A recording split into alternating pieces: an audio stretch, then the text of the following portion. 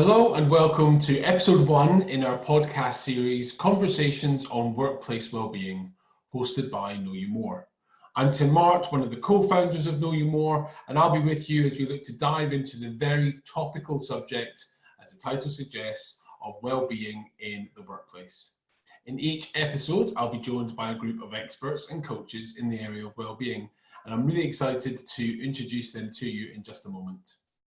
What I appreciate about these conversations is the very unique perspective and the insights that coaches are able to provide. They're working with organizations to support them on their strategy, and they also have one-on-one relationships with their people at the very front line.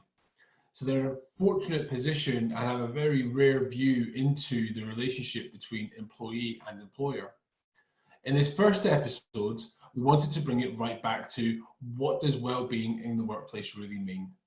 We sometimes associate well-being only with health, and in this episode, we take a look at it from a whole person approach. We also asked the question, who is responsible for well-being in the workplace and setting the right cultural tone? Finally, we drew upon the vast experience of our guests to touch on the areas that should be brought into consideration when designing or implementing a wellbeing program or strategy. Joining me are 4 very wonderful people, and I'm excited to introduce you to Mandy Murphy, who is a career transition and resilience coach, supporting young professionals to navigate a complex world. Mandy is also a nurse specialist in occupational health and wellbeing, supporting businesses to develop sustainable health and wellbeing programs. Dale is a positive psychology coach. Positive psychology coaching is a style of coaching rooted in empirically validated psychological techniques, which draw on the research of the science of well-being. Jane Brochi combines work as a personal and professional development coach with learning design and consultancy. Much of her work is supporting leaders to develop resilience and self-care, and collaborating with organizations to design and develop learning initiatives to promote health and well-being. I really hope you enjoy the conversation.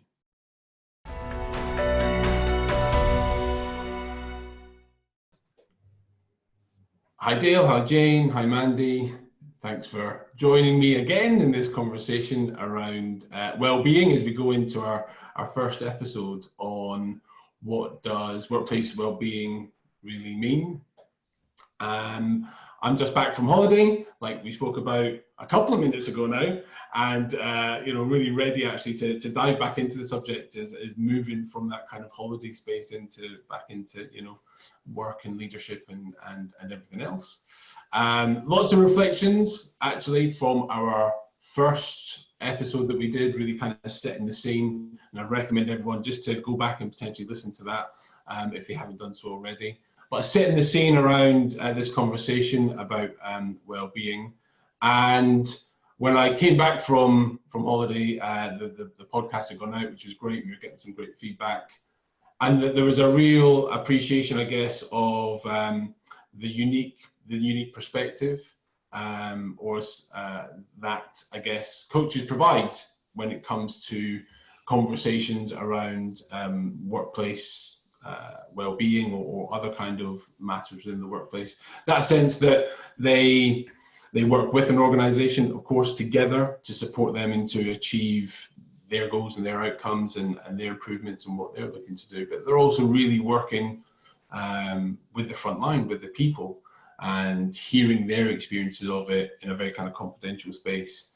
And that blend of the two is a very, as Mandy, I think as you said, so I'm not going to steal your words because they were brilliant, is a very much a different lens on subjects and like workplace well-being. So we have some lovely feedback around that, people looking forward to us continuing the conversation about it and through the next kind of few episodes. And I think as we kick off this conversation around what does workplace well-being really mean, one of the places I think we wanted to start off the last episode was actually getting to the basics. Actually, what does it really mean? Of course, there's a lot of focus just now around mental health and areas such as burnout, and it can create quite, I guess, a mix of contexts around what is workplace well-being. So I wondered if actually that would be a really nice place to start, even within that language of what is our understanding of what workplace wellbeing is and all that it encompasses. And Jane, how do you feel about picking that one up in the first instance? Yeah, I'll give it a go. So workplace wellbeing for me, it's about creating a place where everyone gets the chance to do well and to be well. So by that, I mean, the doing we understand, and that's the kind of traditional approach to developing skills and competencies and improving performance and so on. I think we know a lot about that. The being well is about being physically and psychologically fit, but it's also about people finding purpose and meaning in their work, having connection, feeling valued and appreciated, having the opportunity to have a full life outside of work. So the benefits of that for individuals is that it's about the word that's used often, because it comes from the work of Seligman, is flourishing. It's about meeting potential, and it's about optimum health, mental and physical. And then for organizations, the benefit of that is that it's been shown to develop more innovative organizations and organizations that are committed to going beyond the just okay place to excellence and really sort of pushing the bar. So it's sometimes also framed as going from surviving to thriving. Okay. So it's really going from that place of just okay to being optimum. And also, of course, you know, we have some organizations and individuals who are right at the other end, and that's part of well-being. Helping people who are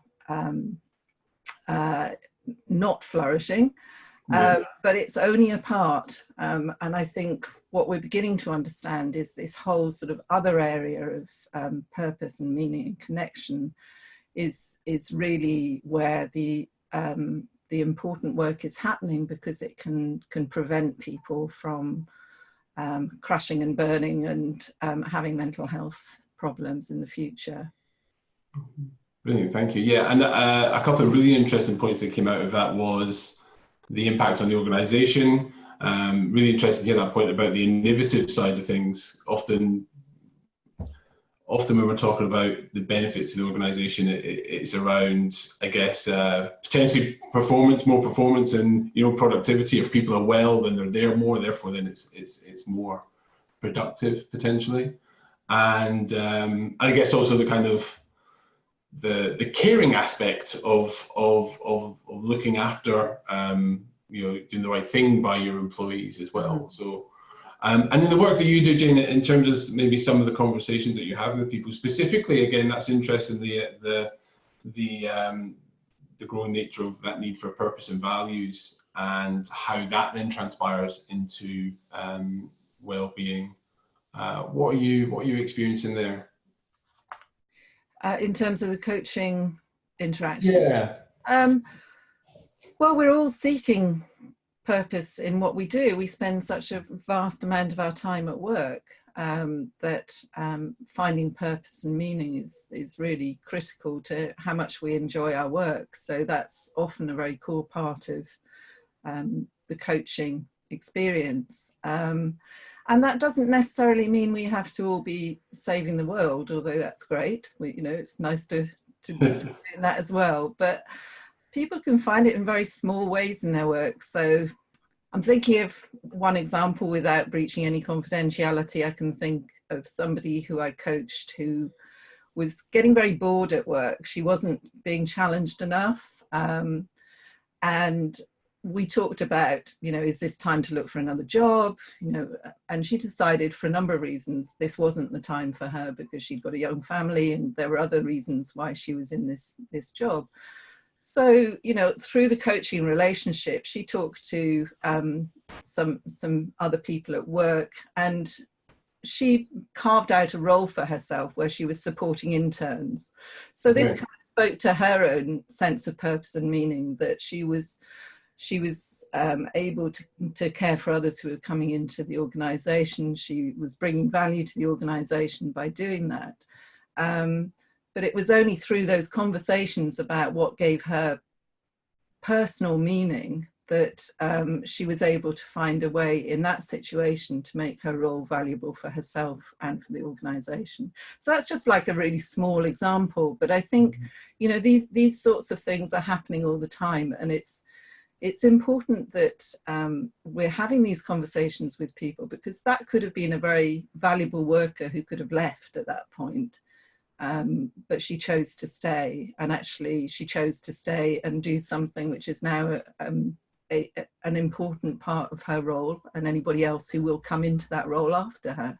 Yeah, thank you for sharing that. And I remember a year or so ago when we were doing a lot of work around research into, I guess, that the next generation coming through, you know, the labels such as millennial and Gen Z, and that sense of much more of a desire around purpose and value, and the need for that now to exist within that day-to-day role. And I remember we were talking, there was a lot within the research came out, was that organizations, such as you said there, about someone working, maybe doing something a little bit extracurricular. Now that might be, you know, working with an intern or on a social responsibility project, or networking, or having something out with the actual role itself, was becoming quite important to give that sense of purpose and contribution, actually, at that stage in the career, as organizations were trying to instill a level of patience, I guess. And you know, there's that appetite for immediate impact, so how can we instill patience and still give that sense of contribution by using other things to help create that wider sense of purpose and value. Yeah, so in coaching we talk a lot about the whole person, and I think this is now becoming much more accepted as something that is important for the workplace, that we bring our whole selves to work. We don't check out part of ourselves when we come in through the door, and that's important for individuals, because it's good for our mental health to feel like, you know, we're seen as whole people at work, but it's also good for organizations, because you're able to draw on people's strengths and what they bring in a much more diverse way.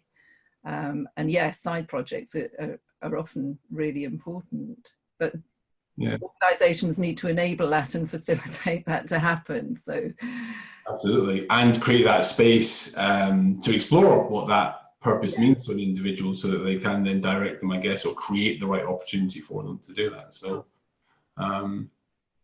brilliant, thank you. I'm going to take Alice's advice. I'm going to pause there.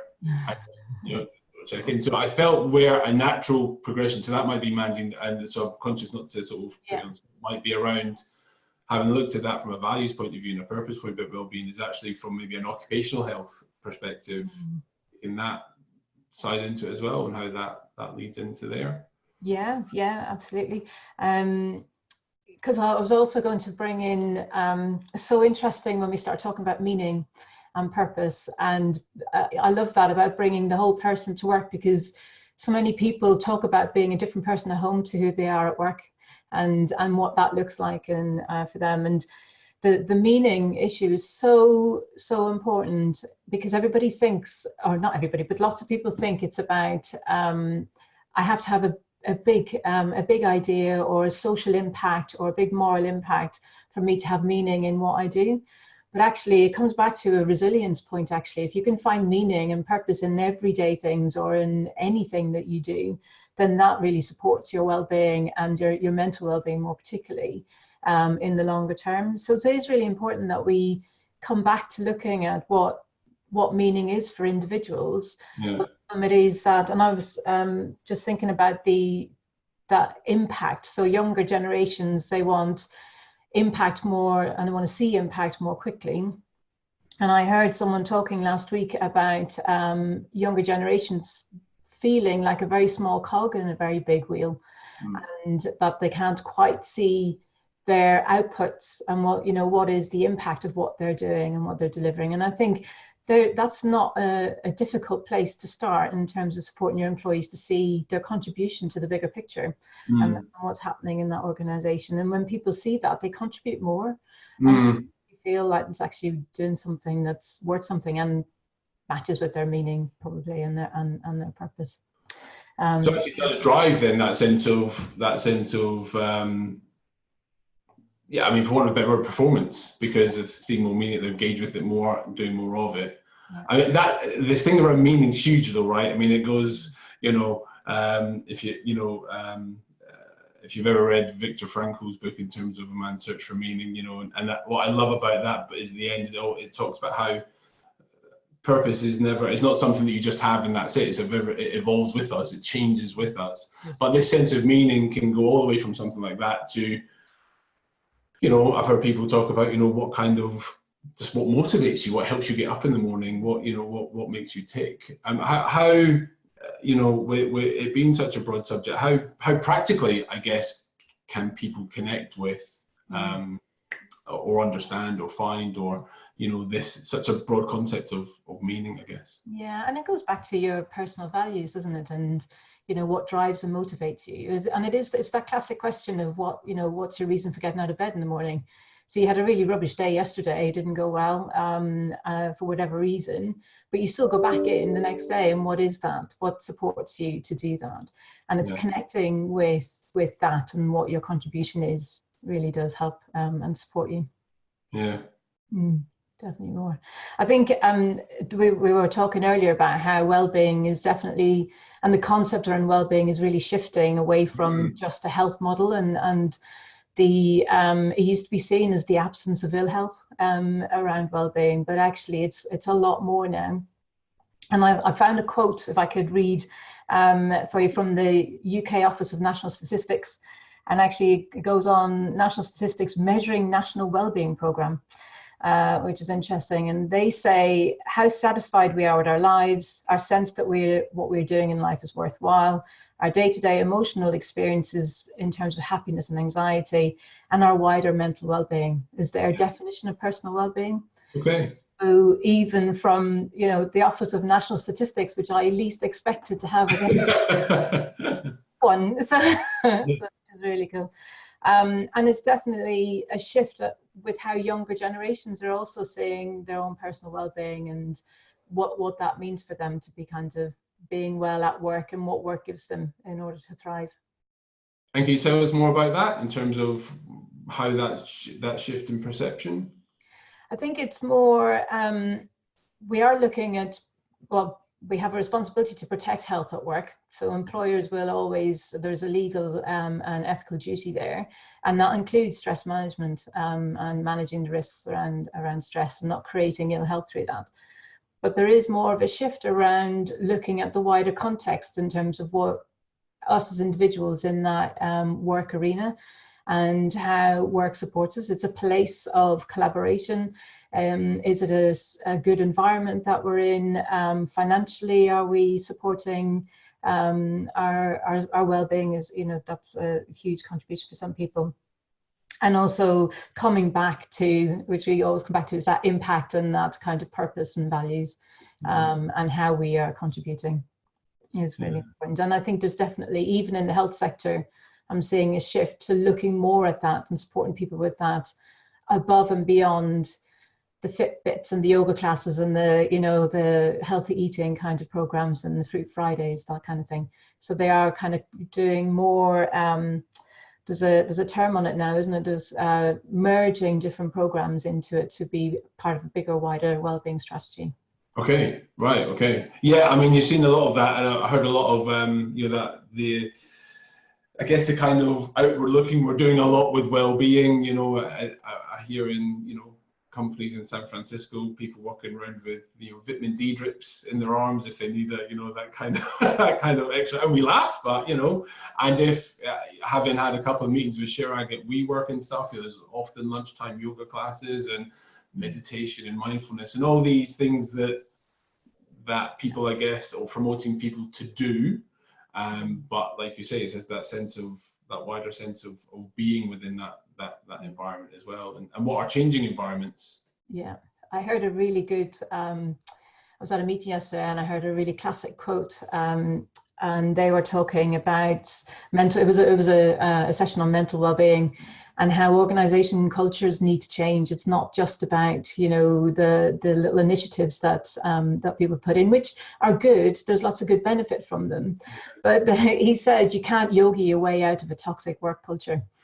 You know, and I love that. And I just think it's true. You know, you can't just chuck in a Fitbit in the yoga class and think that's going to sort it. You know, there's definitely, we see it in learning and development training all the time. You take people out of the workplace, stick them into some training, turn them into something polished and shiny, and then they put them back into the same toxic work environment again, and it doesn't change anything. Yeah. So it's about how, you know, how we look at the more holistic environment as well as to what people are working in.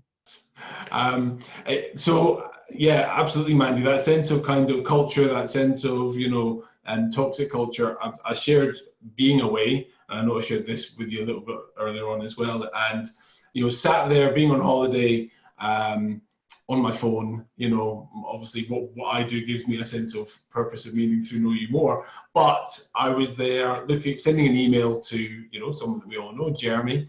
And at that moment, I had a real awareness that, I guess around that sense of culture and that setting the tone, that by myself sending this email on, then, and Jeremy having awareness that I'm on holiday, that you start to create something that potentially that there's an expectation that he might feel he has to do the same, and therefore the I guess the leadership around that. So in that moment, I guess you could argue I wasn't potentially taking responsibility for my own well-being because I was, you know, working when I should have been relaxing and resting, but also potentially setting a cultural tone around, you know, expected ways of working, etc. So coming to you, Dale, on that, just around that sense of responsibility, we've talked about the whole person approach, and you know, obviously, well-being goes beyond just the workplace into our own lives as well as individuals. You know, where does the responsibility sit within that? Yeah, so within positive psychology, I mean, it's a great question. In positive psychology, they take a sort of multidimensional approach to well-being. So looking at it at the individual level, looking at it at the cultural level, and then at a societal level in general. So as a positive psychology practitioner, I mean, we touched on this a little bit earlier, that, you know, that you can, I'm a bit unsure what you do with your goldfish, but if we take the goldfish analogy, I've never washed a goldfish. Yeah, I do clean its tank. I do.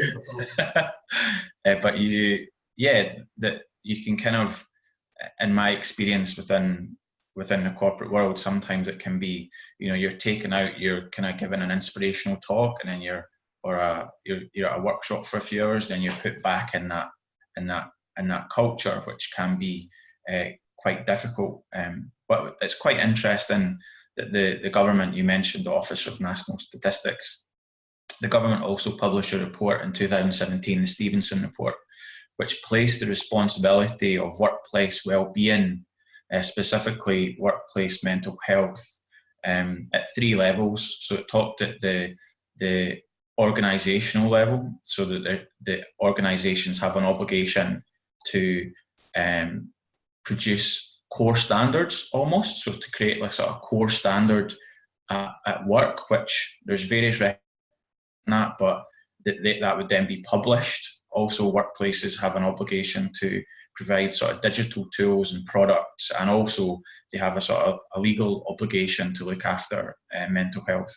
Interestingly, they also talked about, like at the industry level, that for professional bodies to create accredited qualifications around mental health and well-being training programs. Okay. So that's something that I've not necessarily seen. And also at a government level, so providing legislation, and one of their recommendations was to produce a sort of database where workplaces would update their data on workplace well-being, mental ill health, and mental health, to create more transparency around what's actually going on. And I think it's important to point out, you know, like work is very important to people, and the causes of mental ill health might not always be to do with work, But given the amount of time that people spend in work, I think it's really, really important that there's tools and a structure in place for people to kind of work through whatever issues that they have. So yeah, I think it's at an individual level, being mindful of their how people are feeling, awareness of the stresses that they're feeling, but also as a positive psychology practitioner, it's also important to recognise when you're thriving as well and being able to share that and communicate that within the team. So yeah, I think individual, organisational, cultural and societal. So yeah, there's I think in that conversation is starting, certainly for me anyway, that people are starting to talk much more about that. And it's interesting that the government at least are interested in looking at the dynamics of mental health at work. Yeah. And I was reading a couple of points you pick up on there actually, was the piece about data. So I was reading something in terms of, I think it was in the NHS, about their kind of wellbeing strategies, and I was surprised when I got to this bottom segment. It's all about the data capture. How can we report and measure and say, actually, this is what's happening, which I imagine is quite a feat. But also within that, and just touch what you said there, is about the relationship between the organisation and the individual, for the organisation to be able to provide the individual with the skills to be able to potentially recognise and connect with the well-being on potentially a deeper level. As well as leading them in such a way and encouraging them in such a way to connect at that level, but actually providing them with the skills to do so. So yeah, and also identify, like we talked about a little bit earlier on, about like strengths and stuff like that, in positive psychology. Would look for organizations to place people in roles that are more aligned with their strengths. And that's something that I don't see as, that's not part of the conversation. Is like, what are you good at? What do you enjoy doing? What do you get engaged with? It's very much, it's can you do this? It's a competency-based approach. Yeah. It's like, hire people and put people in roles where they can flourish. And I think that's changing, and that's now starting to be part of the conversation. So with a coaching hat on, that's what I encourage when I'm coaching people and working within teams, is identifying strengths and using strengths, because when you use strengths, then you flourish. There's a really, really strong correlational evidence, that well-being increases the more you use your strengths. And then that comes back to meaning and purpose, because we talked about Viktor Frankl, meaning as an idea, whereas purpose is the application of that, right? So it's identifying people's strengths and then applying them in the organization. Yeah. And you made the connection yourself, but I was actually seeing the link there between what you'd said, Mandy, around the kind of the strengths, and coming into the purpose, and then the sort of wider motivation as well. So, I mean, taking all that into account that we've sort of spoken about there, and thinking about, if you're someone, and I know there's a lot of work going on in terms of combining strategies and health and well-being strategies and bringing things together from your point there, Jane, initially around, purpose and values and that kind of connection. Mandy, you spoke a lot around that kind of, the meaning, and then the motivation, and and then also, coming back to that, Dale, what you were speaking about there as well around the skill side of it and focusing on strengths. If you were someone who was designing one of these programs now, or was merging some of these programs and thinking about how to either have the most impact within it, thinking about the skills that can be developed within the individual to support their well-being around some of these areas as well. What tips or what sort of maybe advice would you give them? And I'm going to leave that open to everybody to everyone jump in at the same time. But yeah, I have 3 short tips. I would first say that they should have an open mind and be curious about what the needs of their organization and employees are. I was listening in about a discussion about flexible working, and it sends prickles up some managers' backs when they hear that staff want more flexible working.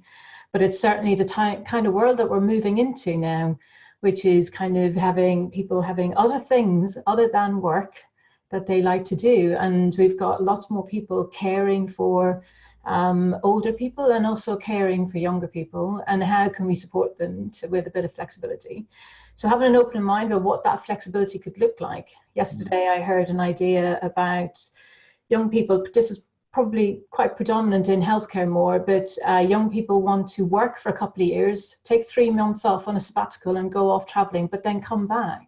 And it's quite difficult then to come back to the same job or to the same organization sometimes. And the NHS are now looking at how can we create that environment for them and offer that flexibility so that we can retain some of our healthcare staff. So that's one.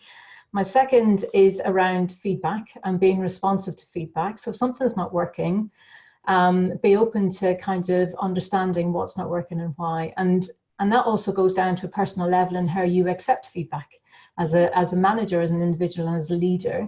And then how you want to use that and push that into evolving your wellbeing strategy.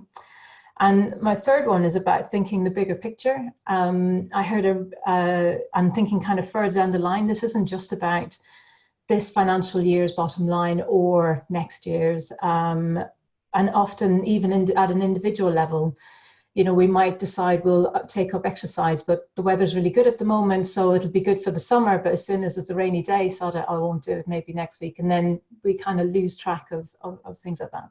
And organizations can do the same. You know, the wellbeing strategies and programs are really good while someone's in post, but if they move, sometimes that loses traction. So how can they look at the bigger picture?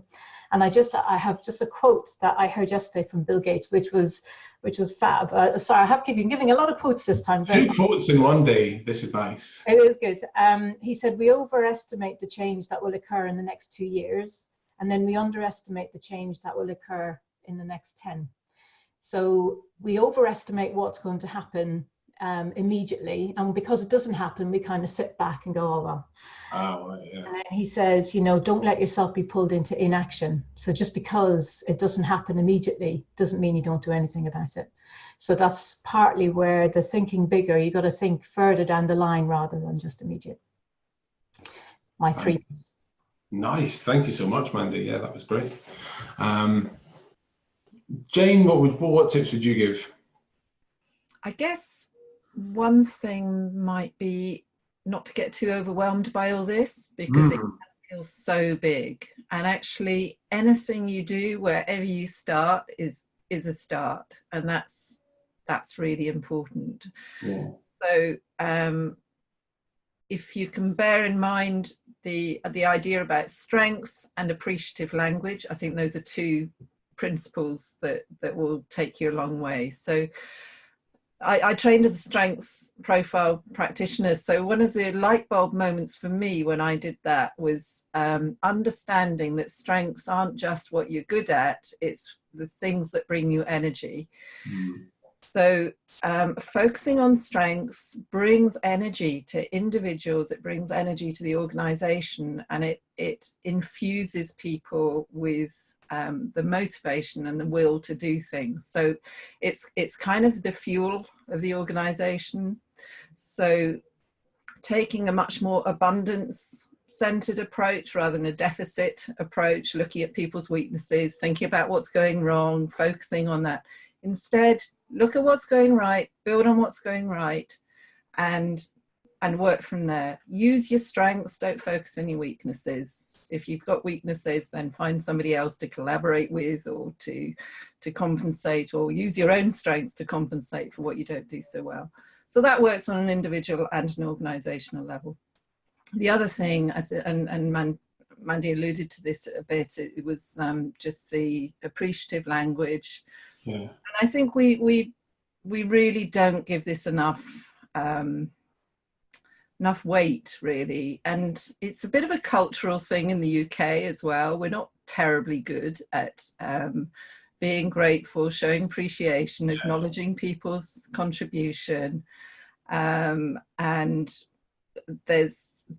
we want to be seen to be authentic and true to ourselves. But this is really important. Constructive feedback is what everybody needs, and it doesn't matter how junior or how senior you are, you need that. So finding mechanisms for feedback through, and this can be through you know, all kinds of systems in the organization: supervision, mentoring, continuing professional development, meetings, and so on, whatever works in the organization. So those two principles, I'd say, are really, really important.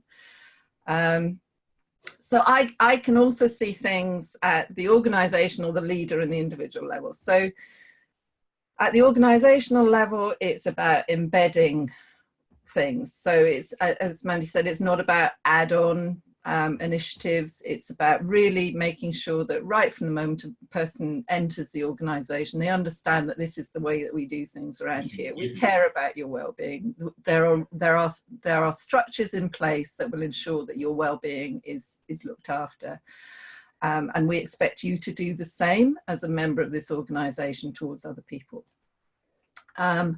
Then there's the leader level, and there's been quite a lot of research around positive leadership, and that's the application of positive psychology within organisations. And Kim Cameron did some really interesting work around this. I mean, it was quite a while ago, but I think it still stands. So he looked at what characteristics different leaders shared, exceptional leaders shared, and these came under cultivating workplace climate, enabling positive relationships, fostering positive communication, and enhancing positive meaning.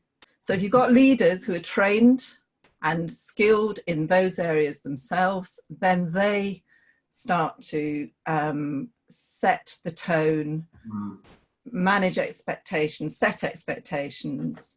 And, you know, you talked about your concern about modeling behavior. That is so important, you know, what messages people are modeling, and particularly leaders, because these are the things that really people are picking up on.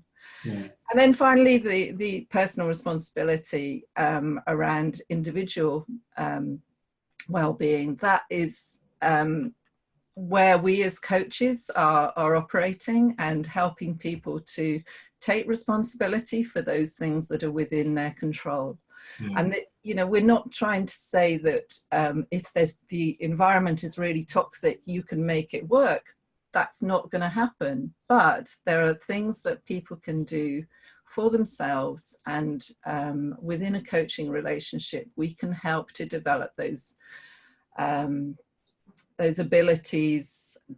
We can help to develop resilience, agility, you know, different mindsets, learning to cope with failure, and learning from failure, moving on. All of these sort of these mindsets and behaviors that we know are going to be, well, are already so important in the workplace. So it's all of those behaviors that everybody is talking about. But where is it being developed? It's being developed within coaching, but only coaching that is within an organisation that understands the place of all of this in the bigger picture. Yeah, brilliant. Thank you for sharing that. And I think that's certainly where it'd be great to take the conversation next around some of those skills, around things like, you know, these kind of human skills. You know, that, as you say, are very prominent now, but also, you know, people are talking about in terms of the future of work as that's evolving. You know, you mentioned there, you know, emotional agility and curiosity, and also that, you know, again, brilliant in terms of setting the environment as well. So maybe that's where we can take the next episode actually into those, what are fundamentally going to be, you know, leadership, their leadership skills that support kind of well-being as well. So in the self and as an organisation. So thank you so much. Dale, having heard all that and saving the best to last, as always, as we do, what would your insight or your tip be, I guess? Yeah, Jane and Mandy brought some really great points, and Jane obviously got a lot of experience within positive psychology, and I really identify and connect with what Jane was saying. I think I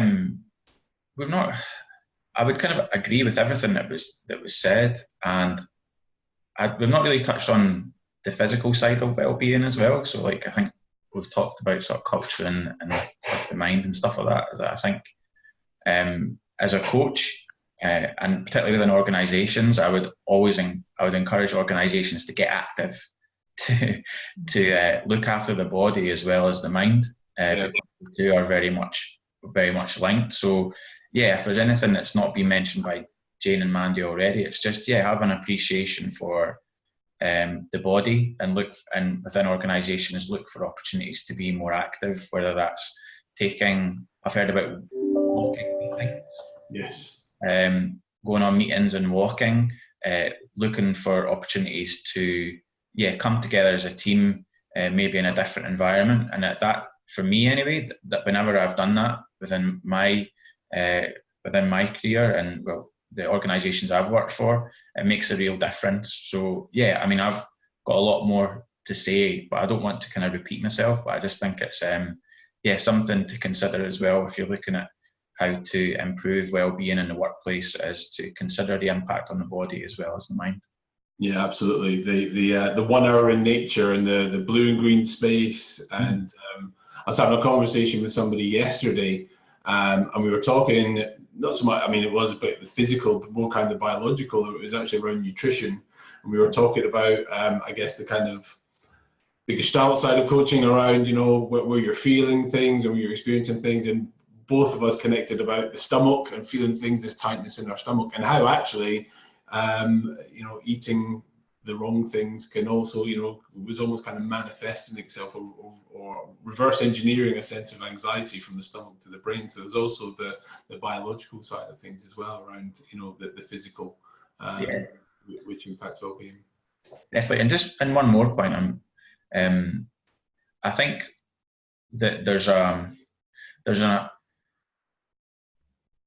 risk that we sort of we approach mental health and well-being and forget about just being human beings. I think we can take a sort of bureaucratic, technocratic approach to well-being, like, okay, now there's a problem, and now we need to fix it. And then you've got managers and cultures just focusing on a problem that might not exist necessarily. So touching on what Jane said is, like within positive psychology, accentuating the positives, looking at what teams do well rather than focusing on what teams and organisations don't do well, and just recognising your employees and the worth that they have as just human beings. Because I know that when I was a manager, like you were very cognizant of mental ill health, and I think my dream is that when people talk about mental health, as they talk about the full experience of being a human being, and not just when things go bad and things go wrong. So when we talk about mental health at work, we're talking about when people can thrive as well as when people are struggling. Yeah. I like that, and it feels that's gone a little bit full circle back to this, but seeing things through through a different lens and a different kind of perspective. So I really appreciate that. On Jane's point, actually, about being British and talking about appreciating and grateful, I think what I'm really grateful about for this conversation today is that this is I think a very different perspective, and for people tuning in and listening around well-being, it'll be something that I think they wouldn't have expected to hear, but will have added a lot of value to the wider kind of conversation. So I'm really grateful for your contributions and the diverse nature of the experience that you're sort of bringing in. So thank you once again. We will leave it there for this episode, and we'll come back again. And I think we touched on at the next one. We'll probably around those key skills as a leader in terms of well-being and how to nurture those and foster those, I guess, within yourself and your team. Thank you again for joining me, everyone, and I look forward to seeing you again very soon.